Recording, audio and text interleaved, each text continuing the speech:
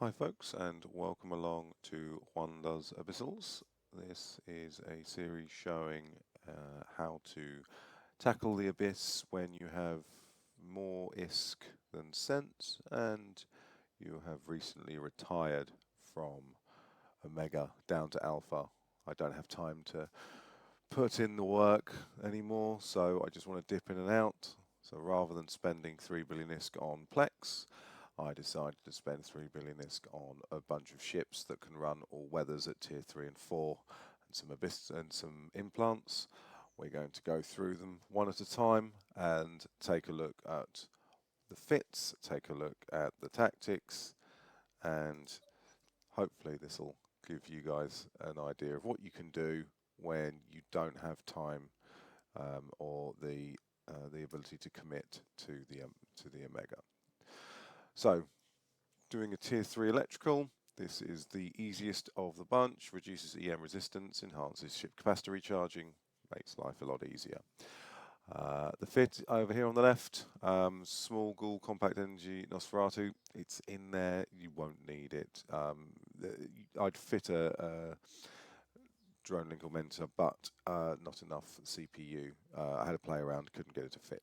So this is what we're with. We have the rapid lights, Pithum C medium shield boost ×2, compact afterburner, Republic Fleet cap battery, multi-spec, and the shield boost amplifier. Damage control 2 and 2 DDAs. If you were an Omega, you'd have 3 DDAs. You'd do away with the damage control 2. You need it really when you're an alpha. So it slows the sights down, still doable. But we're not here to earn buckets of ISK. We're here to jump into the EVE universe as and when we want to. Then we've got the Molnir Fury. Obviously, if you look at those, they do EM damage, which is great, straight into the EM hole there. And the same with the infiltrators. We're doing EM damage as well. Obviously that damage ramps up because of the DDAs and the Gila's bonuses. We've got some implants in, mid-grade crystals, help with shield regen, and then some missile and cap in here as well. We haven't gone over the top with them. O3s is fine. For tier 3 and tier 4. And the idea is that I have one ship for each weather that can do both tier 3 and tier 4. We will jump straight in and see how we get on.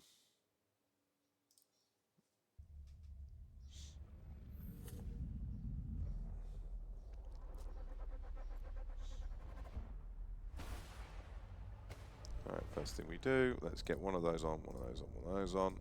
Switch over and we've got the Karen, which is great. So we are going to get in range of Karen. We've got a couple of webs here that we're going to get rid of as well.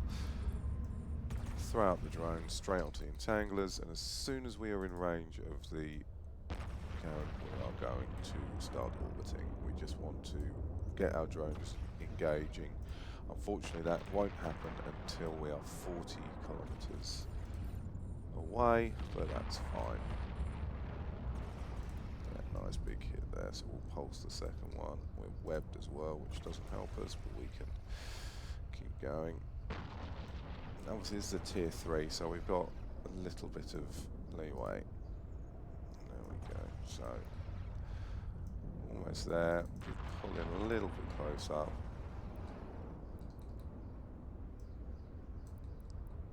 Once they're engaging, there we go. Right, we can orbit a current. Alright, there we go. So we'll sit out here.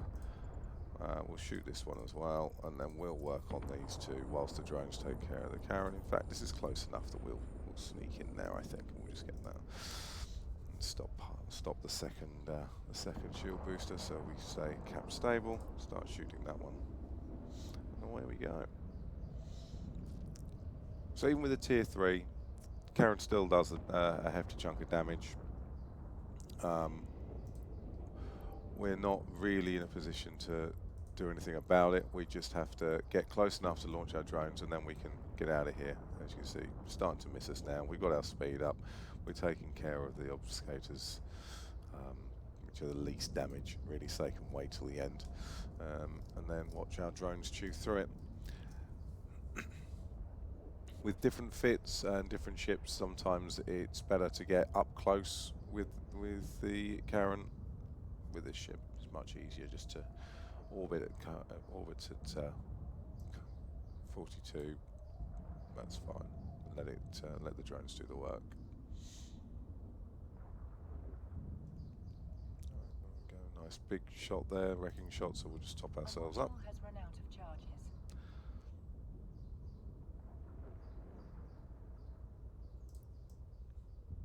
Nothing really to worry about. The drones are almost done. We'll turn around. We'll head back there. So we can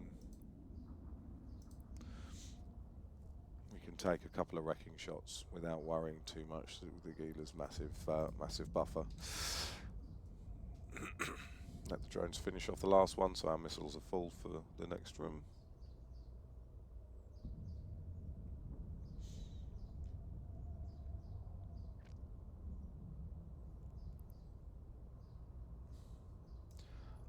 And pull them in. As soon as they're in, we'll move through to the next one.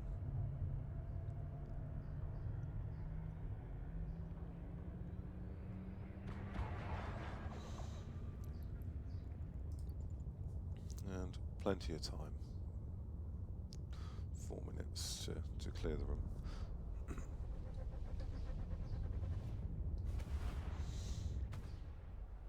Alright, room number 2, let's have a look. Oh, very easy. Look, all 3 of these. We can face tank these quite easily. As soon as they're in range, we'll start shooting. Not worried about the swarmers, obviously. There they go. You're first. We lock that as well. And as soon as the missiles are in range of the first Vedmak, we'll take that out as well.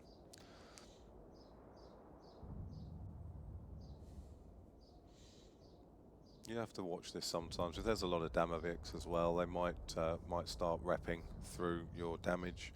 Not a problem when you've only got Vedmaks, to be honest. They don't apply well, their reps well enough for it to be a concern. As you can see, we're chewing through them quite comfortably. There goes the first one. No drama on the shield. Don't need to worry about the second repper. Take out the cache and loot it whilst we're moving through the room. Now, obviously, the whole point of the Triglavian weapons is they do ramp up, so you do want to focus on them, help with the missiles just to make it a little bit easier. And we'll go and orbit at 1,000 of the transfer conduit.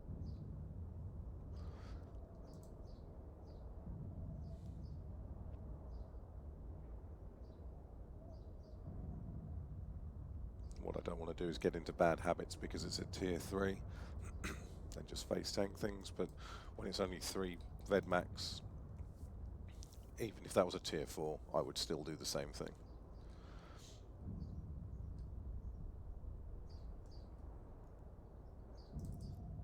We're going to reload there so that we time it with the last one being closed. Again, a nice fast room.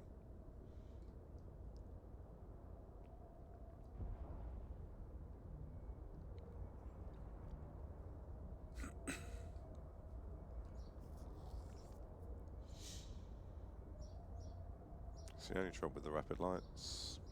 It takes 35 seconds to reload, so you ideally want that done beforehand. Down to hull, hit approach just to make it easier for the drones to jump in. Pull them in. Don't need to worry about the swarmers. They disengage as soon as everything else is gone. And through to the final room.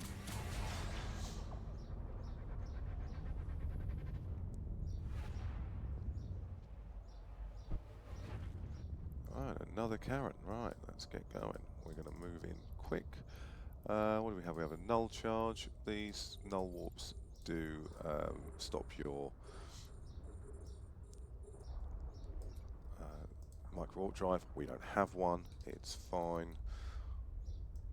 We are trying to spiral in slightly so that we can not get too much on there, but she moves fast, so we've got to kind of keep a good trajectory in there. We'll finish that one off as well, just to.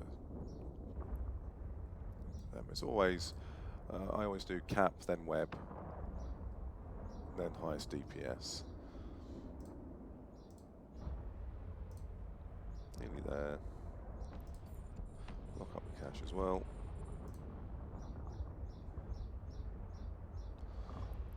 It's fine. They can go after the drones if they want. We'll take care of it anyway.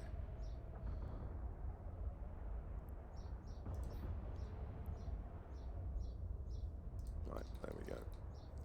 We can ignore that one. We'll take care of this one.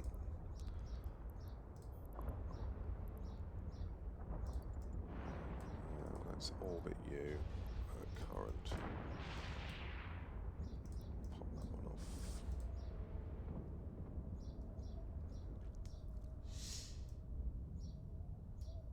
We're going to have to come back for the cache, unfortunately, but that's fine. We've got plenty of time, not in any rush. Safety's the key.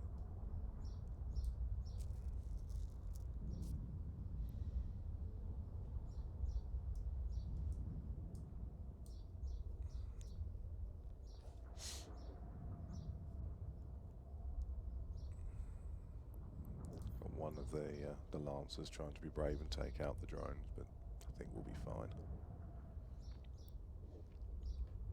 Right, that one's down. Let's see if we can shoot this before it gets out of range. Lovely. As soon as Karen here gets down to about 20%. 15% hull, I'll spin round and go and grab the cache. You do have the option, instead of a Nosferatu there, you could put a torpedo launcher in there. That would enable you to pop all of the other cans as long as they were in locking range. Drop an MTU and collect them all. I prefer to just be quicker and go from abyss to abyss.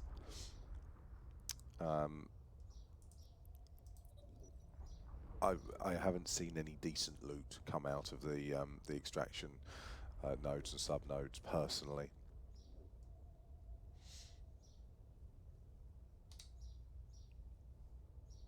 Right, now we're going to slowly get over there and get the bioadaptive cache. So what happens is the Karen straight away runs away from you. That's the key. It pulls massive of range. So it's always going to drag you out towards the edge of the map. It's not a problem for a ship with an afterburner, but if you've got a micro warp drive, there is a danger if you're following the Karen out to the edge of the map. You could go straight through the edge. Don't panic if that happens. Just get back in as quick as possible. You will start to take damage, but it's not an instant death.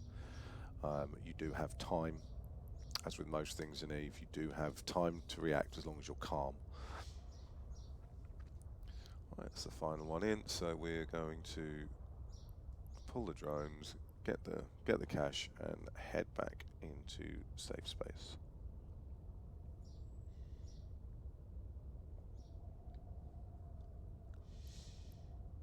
I don't really look at the loot until the end. There's no point. Just wait for the little loot all button to come up, grab it, and then go. And then what we'll do is we'll come out and we will check